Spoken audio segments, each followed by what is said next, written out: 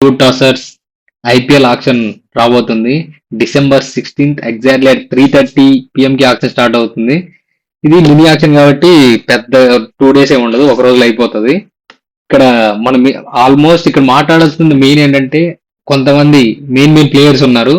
వాళ్ళు ఏ టీమ్స్ కి వెళ్ళే ఛాన్స్ ఎక్కువ ఉన్నాయి, ఏ టీమ్ కి ఎలాంటి పొజిషన్స్ ఖాళీగా ఉన్నాయి, ఏ టీమ్ కి ఆల్రౌండర్స్ కావాలా, బౌలర్స్ కావాలా, ఏ స్టార్ట్స్ ఎక్కువ కావాలి, అవన్నీ డిస్కస్ చేద్దాం. అందులో main teams MI, CSK, RCB, SRH ఈ 4 టీమ్స్ కి ఏవేవి కావాలి వాటి గురించి ఎక్కువ మాట్లాడదాం. మిగతా టీమ్స్ ఎవరు మాట్లాడినా అంత ఉపయోగం ఉండదు, ఎవరు పట్టించుకోరు. ఇదే మెయిన్ టీమ్స్ కాబట్టి వీటి గురించే మాట్లాడదాం. ఇంకా స్టార్ట్ చేద్దామా? ఎస్. సో డిస్కస్ చేస్తే జనరల్ ఐపీఎల్ ఆప్షన్ ప్యాటర్న్ ఎలా ఉండబోతుందంటే, అందరు ప్లేయర్స్ రిజిస్టర్ అయ్యారు కాబట్టి బీసీఐ నార్మల్గా టీమ్స్ నుంచి అందరు ఫీడ్బ్యాక్ అంటే లిస్ట్ ఇస్తారు. సో టోటల్గా 350 మెంబర్ ప్లేయర్స్ని షార్ట్ లిస్ట్ చేసింది. ఆ 350 మెంబర్స్ ప్లేయర్స్లో మళ్ళీ ప్లేయర్స్ని డిఫరెంట్ సెట్స్లో డివైడ్ చేసింది. ఫస్ట్ సెట్ ఏమో batter sets, then allrounders, and then spinners, and then wicket keeper batters, and then fast bowlers. So ఇట్లా 5 సెట్స్లో మెయిన్ ప్లేయర్స్ని డివైడ్ చేసింది. అండ్ ఈచ్ సెట్లో అరౌండ్ 6 to 7, 8 ప్లేయర్స్ ఉంటారు ప్రతి సెట్లో. సో ఈ బ్యాటర్స్ ఈ ఒక్కొక్క సెట్ ఫస్ట్ ఆప్షన్ జరుగుతూ వెళ్తారు అండ్ అందరు టీమ్స్ ఆప్షన్ చేస్తారు. వీళ్ళు అయిపోయిన తర్వాత నెక్స్ట్ యాక్సిలేటెడ్ ఆప్షన్స్ అవుతాయి. ఏంటంటే ఫాస్ట్గా అయిపోతూ ఉంటాయి, కొన్ని ప్లేయర్స్ స్కిప్ చేస్తూ ఉంటారు. మళ్ళీ లాస్ట్కి అయిపోయాక మళ్ళీ అన్సోల్డ్ ప్లేయర్స్ నుంచి ప్రతి టీమ్స్ కొంతమంది ప్లేయర్స్ లిస్ట్ ఇస్తారు. మళ్ళీ ఆ ప్లేయర్స్కి ఫైనల్గా ఆప్షన్ జరుగుతుంది. సో ఇది ఆప్షన్ ప్రాసెస్ జనరల్గా జరిగేది. అండ్ ముందే మనం చూసుకుంటే first batter set batter set లో మెయిన్ ప్లేయర్స్ ఎవరున్నారని చూస్తే, మన మెయిన్ అసలు talk of this IPL option Cameron Green తో పాటు Devon Conway, Jake Fraser McGurk, Sarfaraz Khan, David Miller and మన పృథ్వీ షా. మేబీ పృథ్వీ షాకి సరే మంచి కంబ్యాక్ ఇస్తాడేమో ఐపీఎల్ లో, చూడాలి. సో వీళ్ళు ఫస్ట్ బ్యాటర్స్ సెట్ లో ఉన్నారు. సో ఎవరు ఎక్స్పెక్ట్ చేస్తున్నారు మీరు, ఎవరు ఎక్కువ వెళ్తారని? లైక్ టీమ్స్ ఎవరి గురించి కొట్టుకుంటారు? Cameron green obviously.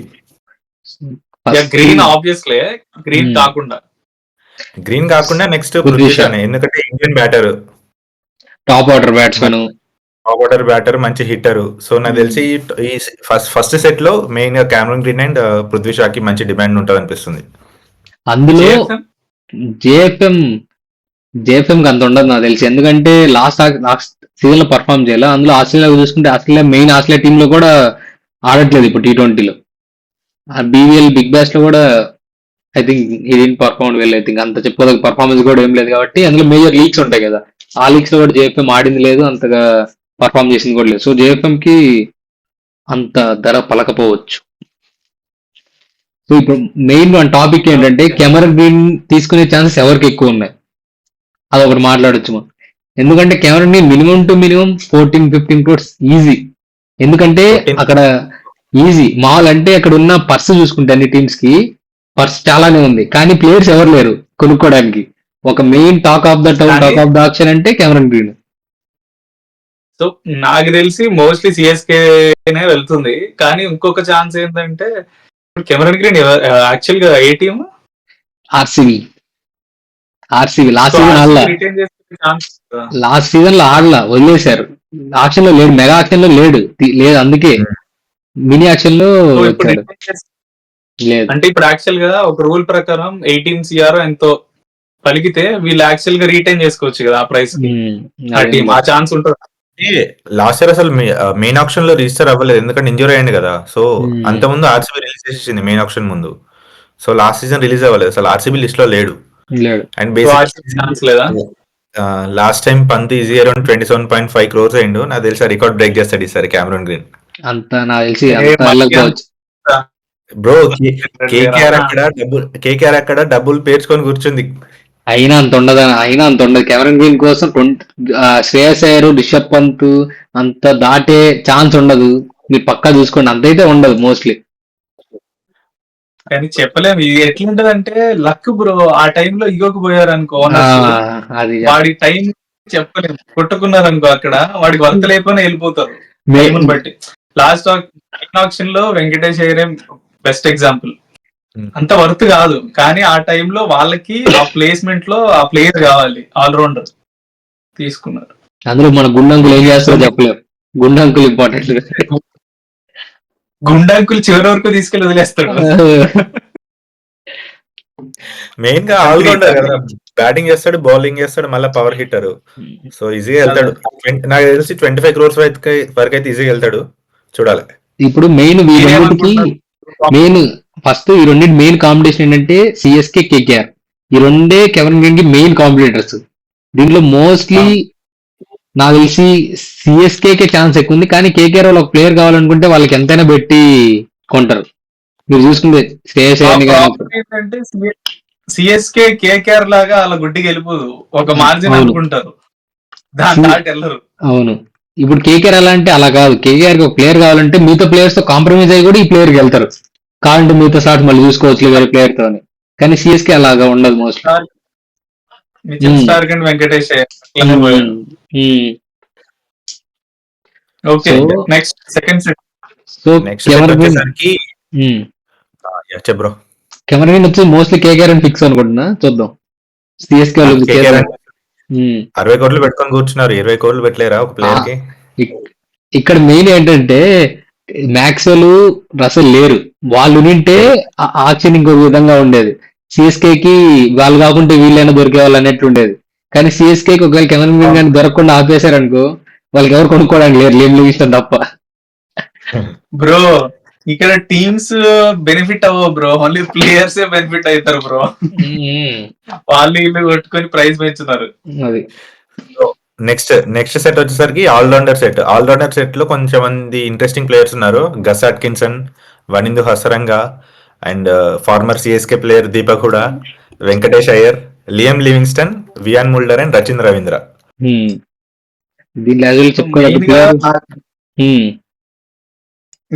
చెప్పుకోదగ్గ ప్లేయర్స్ అంటే లివింగ్స్టన్, వెంకటేష్ అయ్యర్, ముల్డర్, రచిన్ రవీంద్ర, వీళ్ళు నలుగురు.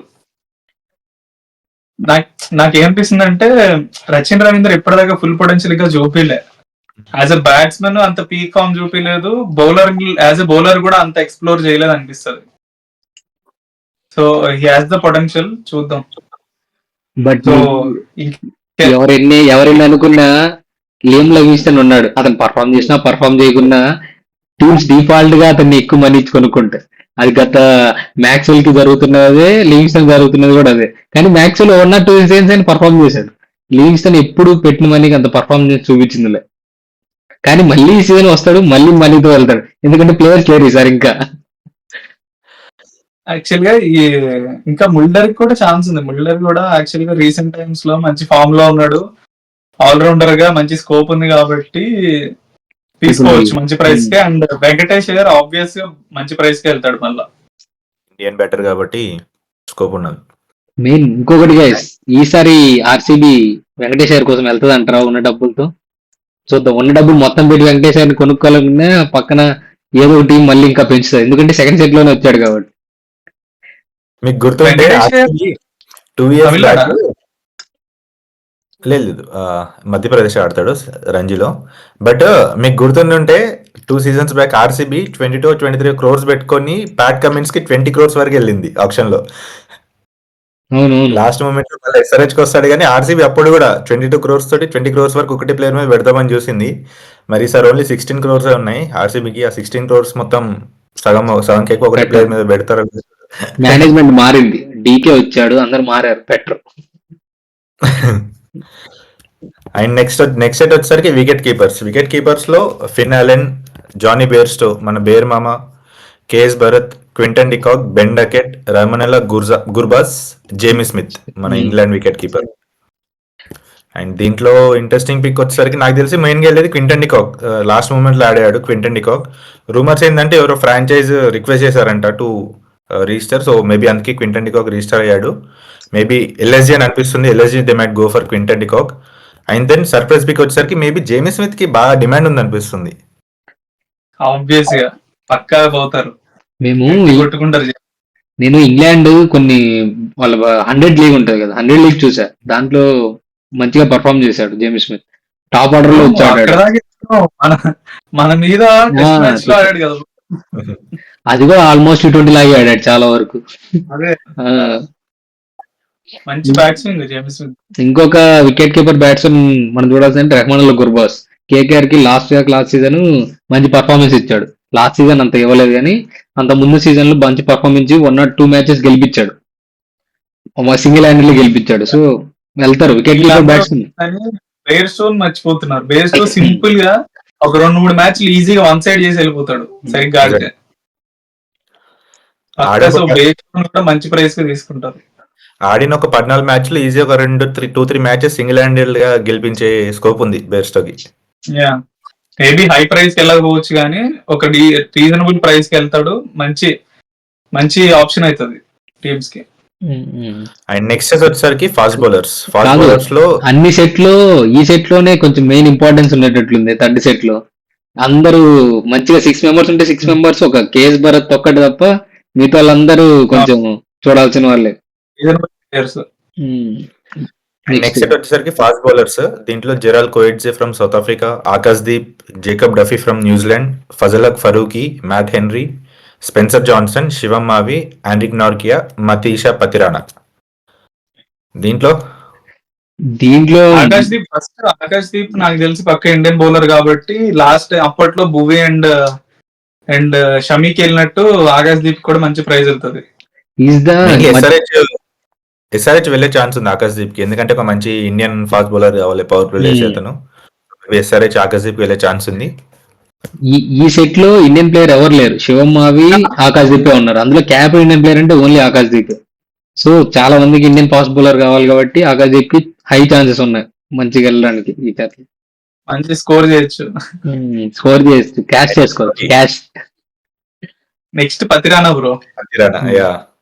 11 కోట్లు ఇచ్చి రిటర్న్ చేసుకున్నారు, మళ్ళీ పక్కనే వేసేసారు మీరు. సిఎస్కే కూడా చిన్న తక్కువ ప్రైస్ తీసుకోవడానికి ఏమైనా ట్రై చేయొచ్చు. అతని యాక్షన్ మీద కూడా అదే సస్పెక్ట్. కొంచెం ఈ మధ్య యాక్షన్ మాటినప్పటి నుంచి అంత పర్ఫార్మెన్స్ చేయట్లే. మా వాళ్ళు కొట్టారు కదా రొమేరో చెప్పాడు బీభత్సంగా. సో ఏదో చెప్తున్నాడు. జెరాల్ కోయిట్జే కూడా ఉన్నాడు, మంచి ఏమంటాడు లాస్ట్ లో వచ్చి హిట్టింగ్ చేసి కూడా వెళ్తాడు. ఫాస్ట్ బౌలర్ లో మిడిల్ ఓవర్స్ లో మంచి బౌలింగ్ కూడా వేస్తాడు, వికెట్స్ ఇస్తాడు. అవును, ఏమైందిరా T20 ఇంటర్నేషనల్ ఆడుతలేడు, ఓడిఐస్ లో లేడు. ఏమో మరి అంత సెలక్షన్ కూడా లేడు. యాక్చువల్లీ మంచి మంచి పేస్ బౌలర్. ఓకే, నార్కియా ఉన్నాడు కదా, నార్కియా గురించి నార్కియా ఇట్లానే లివింగ్స్టన్ లాగా ఎక్కువ డబ్బులు తీసుకెళ్తాడు కానీ పెద్ద పర్ఫామ్ చేయడు. ఐపీఎల్ ఢిల్లీకి పర్ఫామ్ చేశాడు, బాగా పర్ఫామ్ చేసి ఢిల్లీకి అప్పుడు రబాడా నాకే ఎదురేస్తుంటే ఎప్పుడు అది యూఏలో అయినప్పుడు పర్ఫామ్ చేసిండు. యూఏలో అయినప్పుడు ఐపీఎల్ పర్ఫామ్ చేసిండు, కానీ ఎప్పుడైతే ఇండియాలో ఐపీఎల్ అయిందో 2-3 సీజన్స్, ఆ 2-3 సీజన్స్ లో ఏ సీజన్ లో కరెక్ట్ అంత పర్ఫామ్ చేయలేదు నార్కియా. ఇంకొకటి అంటే ఎక్స్పెక్టేషన్స్ రీచ్ అవని ఇంకొక మంచి పొటెన్షియల్ ఉన్న ప్లేయర్ ఫరూకీ.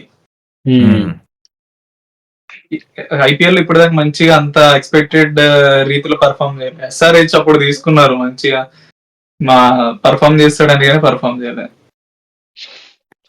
అండ్ నెక్స్ట్ వచ్చేసరికి స్పిన్నర్స్ లో రవి బిష్నాయ్, రాహుల్ చహర్, అఖిల్ హుసేన్ ఫ్రమ్ వెస్టిండీస్, ముజీబ్ రెహమాన్, మహేష్ తీక్షణ. అంతే. సో ఇక్కడ కూడా మంచిగా పొటెన్షియల్ ఉన్న ప్లేయర్స్ ఉన్నారు, కొట్టుకుంటారు. ముఖ్యంగా బిష్నాయ్ కోసం, తీక్షణ కోసం. చాలా టీమ్స్ లో మంచి స్పిన్నర్ లేరు, ఎస్పెషల్లీ మా ఎస్ఆర్ఎస్ లో మంచి స్పిన్నర్ లేడు. మిడిల్ ఓవర్స్ లో వికెట్ తీసే స్పిన్నర్ మాకు కూడా లేడు. సిఎస్కే కి ఉన్నాడు కదా, అతను ఉన్నాడు కదా, మరి ఎవరు ఆఫ్ఘనిస్తాన్ ఉన్నాడు కదా, నూర్ అహ్మద్. మర్చిపోయారు మీకు, జడేజా ఉన్నాడు కదా, జడేజా అశ్విన్. ఓహో, ఇద్దరు లేరు కదా, మర్చిపోయారు. అదే బ్రో, అందుకే కదా వాడు ఒక్కడే ఉన్నాడు. ఒకరు వదిలేసి వెళ్ళిపోయారు, ఇంకొకరిని మీరే వదిలించుకున్నారు. సో ఈ సెట్ లో చూసుకుంటే ఎక్కువ రవి బిష్నాయ్కి వెళ్ళే ఛాన్సెస్ ఉన్నాయి, ఎందుకంటే ఇండియన్ స్పిన్నర్, ఇండియా టీమ్ కి ఇంటర్నేషనల్ ఆడాడు. ఐపీఎల్ కూడా చాలా లాస్ట్ సీజన్ ఒకటి అంతగా పర్ఫామ్ చేయలేదు, బట్ నార్మల్ గా ఓవరాల్ గా చూసుకుంటుంటే లాస్ట్ 4-5 సీజన్స్ లో రవి బిష్నాయ్ బాగానే పర్ఫామ్ చేశాడు. యాక్చువల్ గా నువ్వు లాస్ట్ సీజన్ పక్కన పడితే దానికి ముందు ప్రీవియస్ సీజన్, దాని తర్వాత గ్రాఫ్ చూస్తే ఐపీఎల్ లో బాగా పెర్ఫామ్ చేసాడు, ఇండియా టీమ్ లోకి వచ్చి నెంబర్ 1 బౌలర్ అయ్యాడు, ఒక రేంజ్ లో ఉన్నాడు. తర్వాత మెల్లగా గ్రాఫ్ డ్రాప్ అయింది ఇంటర్నేషనల్స్ లో, తర్వాత ఐపీఎల్ లో కూడా అంత పర్ఫామ్ చేయలేదు. నా బ్లైండ్ చూద్దాం గెస్ ఈసారి ఎంత నా బ్లైండ్ గెస్ ఏంటంటే ఇద్దరు రాహుల్ చాహర్ ఆ రవి బిష్నాని ఇద్దరిలో కానీ ఆర్సీబీ తీసుకుంటది. ఎందుకు బ్రో మీకు సురేష్ శర్మ ఉన్నాడుగా. శ్రేయస్ శర్మ ఉంటాడు కానీ ఒక బ్యాకప్ కైనా మెయిన్ ఇద్దరిలో ఖచ్చితంగా ఒకరు తీసుకుంటాడు అనిపిస్తుంది. చూద్దాం. లేదు బ్రో, మీరు స్పిన్నర్ కి అంత బెటర్ అన్న వీళ్ళు బేసికలీ వీళ్ళు హై ప్రైస్ కి వెళ్తారు, మీరు అప్పటిదాకా ఆగరు. అంత బెటర్ మీరు స్పిన్నర్ కి, ఎందుకంటే మీకు ఆల్రెడీ సురేష్ శర్మ ఉన్నాడు కదా. మాకు మెయిన్ విషయం ఏంటంటే స్పిన్నర్స్ ఉన్నా మాకు అంత పర్ఫార్మెన్స్ ఇచ్చేలే. సో మేము మెయిన్ గా రిమైనింగ్ ఫాస్ట్ బౌలర్స్ మీద ఆల్రెడీ ఇన్వెస్ట్ చేసాం కాబట్టి మాకు స్పిన్నర్ పై ఇంకా దోపలేదు. ఒక వికెట్ తీసే చాలు మిడిల్ ఆర్డర్ లో అన్నట్లే ఉంది. మాకు spin come fast bowler Krunal Pandya ఉన్నాడు కాబట్టి మిగతా వాళ్ళతో అవసరం లేదు మాకు. బ్రో లాస్ట్ సీజన్ లో అయితే బౌన్సర్లు బ్రో, ధోని కూడా బౌన్సర్ వేసాడు. లెఫ్ట్ ఆర్మ్ ఈ బౌలర్ అని ఉంది కదా, మీడియం పేస్. ఇదే these are the main 5 sets మన ఆక్షన్ లో చూసుకోవాల్సిన మెయిన్ 5 సెట్స్ ఇవి. వీళ్ళలో ఆబ్వియస్ గా మీకు ఏ ప్లేయర్ ఏ టీమ్ కి వెళ్ళాలని ఉందో కొంచెం కమెంట్ చేయండి. అందులో ఎవరు హైస్ట్ ప్రైస్ కి వెళ్తారు, ఎవరు టాప్ 3 బాయ్స్ అవుతారో అనేది కూడా కమెంట్ చేయండి. That's all from the video guys. Teams పరంగా ఏ టీమ్ కి ఏ స్లాట్స్ ఎవరు కావాలి, ఏ స్లాట్స్ ఆల్రౌండర్ స్లాట్స్ కలిగి ఉన్నాయా, ఫాస్ట్ బౌలర్స్ ఎవరు కావాలి, ఇవన్నీ నెక్స్ట్ వీడియోలో ఇంకో వీడియో చేద్దాం. అంతవరకు బాయ్.